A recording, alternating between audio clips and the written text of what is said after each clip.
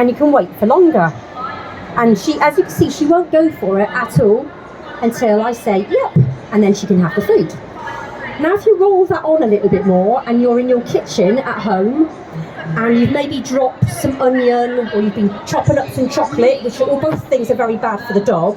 If I was to accidentally just drop something on the floor like that, she won't go for it. She'll look at it, she's allowed to look, but she's not allowed, good girl, she's not allowed to go for it. So I'm going to ignore that piece on the floor, but I haven't forgotten about it. And I'm going to give her her last piece from the table.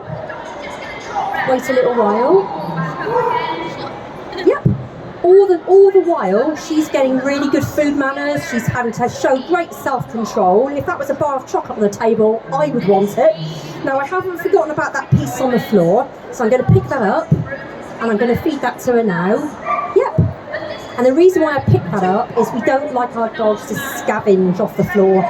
Again, if you imagine I'm a guide dog owner and I've got my guiding dog and she's in harness and she's walking me down a road and somebody's left some chips on the floor, you really, really don't want a dog that's going to go and scavenge to get that, because I am going to be pulled around and I don't know why. So that's why we train our dogs to have really nice food manners. So I thought I'd just start off by showing you that, because I think that's a good premise for everything, and it also, you know, it gives value to the food that we give our dogs as well.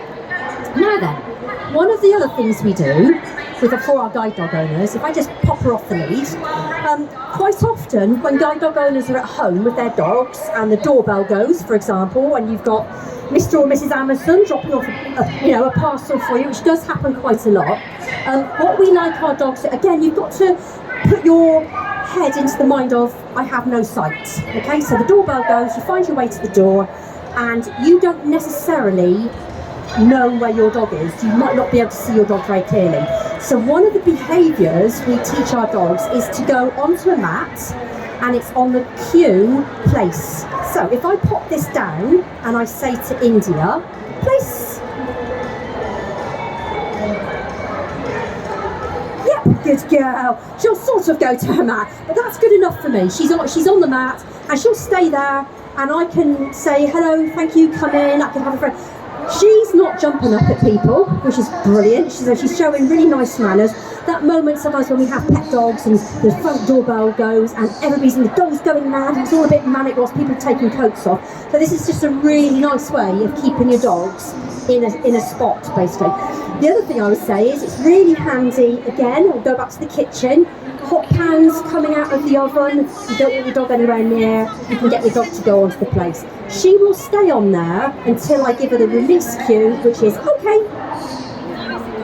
Yep, so I've just done a little hand target there, nothing fancy, but she'll aim to my fist like that and she'll go to that. Now if I go to do the place again, place. She does love going off the end. Good girl. So I know that if I throw some treats on the floor, that was painfully close. So she got that one. She's not going to have the others. If I squeak a toy, if this one's going to squeak, she's not allowed to go for that. She's not allowed to pick up these. I think one might have gone into your jacket. I'm sorry about that. But she is supposed to leave those alone. So we'll try it again. Good girl, India. Good girl. And then she can have them. So you got a freebie earlier. These ones you have actually earned. So well done, good girl. So you can see that's just another one of the behaviours, one of the 37 behaviours that we teach. Really straightforward, but it does take a little while for the dog to get to learn that is a hot spot. Basically, it's a hot spot for your dog. So that's lovely. And then one of the other things I'd like to show you is, so again, if you can imagine, it's all about imagining that you're somebody that is struggling with sight loss and you've got your guide dog, so you have to sort of put your mind into that. So when India guides me to the doctors or maybe to the bank or anywhere where you need to go, and she will locate a spot. Now, she's never had to, so if you can imagine, my local routes, she does come to the doctor. Whenever I go for doctors, she comes because it's good practice for her. She will then be in her guiding harness. So, okay, so I'm just going to release her from her mat. Good girl. And then just going to clear this out of the way. Then I'm going to pop her into her working harness. What a good girl. Lovely. I'm just going to take her out of that. So that was her fun harness. That's the one that tells everybody what she does. This is the serious harness. This is the one where she has to really concentrate. Now, we're very much about allowing our dogs to have choice. I'm not going to put this on her. She is going to walk into it if she chooses to, and she normally does. So I think this is really important when we've got our own dogs at home, about giving those dogs as much choice as possible, because if I'm told I have to do something, because of the type of person I am, there's part of me that goes, don't want to. If I'm asked to do something and I get rewarded for it, I'm more likely to repeat that behaviour. So it's the same with the dog. So think about pocket money. If your parents say to you, if you do that washing up for me, I'll give you a bit of extra money, you're probably more likely to do it. Yes, you're more likely to do it again. If my boss wants to double my salary one month because I put in extra few hours, I will do that every single month. I haven't got a problem with that. So what we're going to do here is, India said earlier, she's got, I love your hand targets.